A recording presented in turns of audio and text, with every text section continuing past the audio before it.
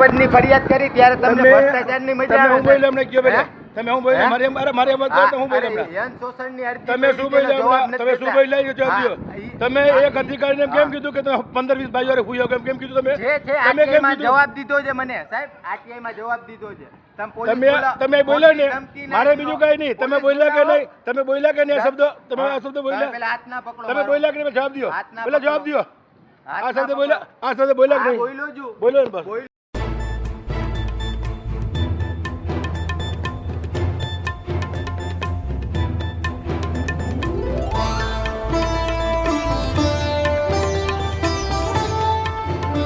હું doctor Pramod R Saxena RMO class 1 GG hospital Jamnagar જણાવું છું કે તારીખ 16 મઈ 2026ના રોજ આશરે 10:30 વાગે અમારી ઓફિસમાં એક ભાઈ જેનું નામ સુરેશ બાલજી ચૌહાણ છે એ મારી ઓફિસમાં બેના પૂછીને દરવાજો ખોલીને આવીને મારી ખુરશીની સામે બેસી ગયેલ અને રજૂઆત કરેલ કે અમે 104માં ફરિયાદો કરેલી છે એનો જવાબ તમે કેમ નથી આપતા.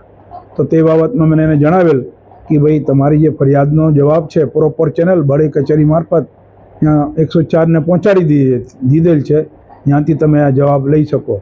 અને પછી કહે કે તમે આરટીઆઈના જવાબ પણ સરકાર દેતા નથી અને માહિતી છુપાવો છે અમારા ઉપર એવો આક્ષેપ કરેલ.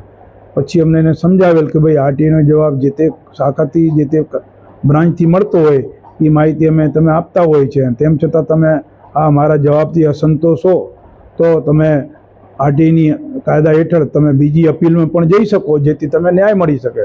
પરંતુ આ ભાઈ ઉશ્કેરાઈ ગયેલ અને વારંવાર મને આડું શબ્દો બોલવાના ગેરશબ્દો બોલવાના તે પણ મને માનજનક શબ્દો કહેલ જેથી મારે મારા દિલને ઠેસ પહોંચેલ અને મારા માનને હાનિને નુકસાન પહોંચાડેલ અને મારો વિડીયો પણ ઉતારવા માંડેલો.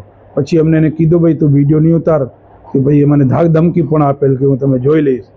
આ બાબતની જાણ થતાં અમને 112 મેં જાણ કરેલી અને 112 જાણ કરતાં અને મારા સિક્યોરિટી સ્ટાફને બોલાવેલ અને તે દિવસે મારા સાથે મારા સાથી સ્ટાફ ડૉક્ટર પણ હતા અને મારા ક્લાસ પણ હતા તે પણ હાજર હતા. અને આ બાબતની 112ને જાણ કરતાં 112 આવી અને પોલીસ લઈ ગઈ અને આ બાબતની અમને એને કચેરી મારફત એક રજૂઆત પત્ર લીખી કચેરીને આપેલ અને ત્યાર પછી એફઆઈઆર પણ દર્જ કરેલી. અને એફઆઈઆર કરવાનું કારણ આ છે કે છેલ્લા હું આ 3 વર્ષથી આ હોસ્પિટલમાં જોબ કરું છું. અવારનવાર એવા માણસો તત્વો મારે પાસે આવીને મને ધાકધમકી આપે છે અને અમારી સુરક્ષાને નુકસાન પહોંચાડે છે અને સલામતી નથી રહેતી જેથી કરીને હોસ્પિટલમાં સુદૃઢ વ્યવસ્થા અને સુચારું ચાલી શકે અને સંસ્થાને બીજા અધિકારીઓ બીજા ડૉક્ટર મિત્રોનો બીજા સ્ટાફોને આ ગેર તત્વો અને ગેર હેરાન કરતા તત્વો અટકાવી શકાય.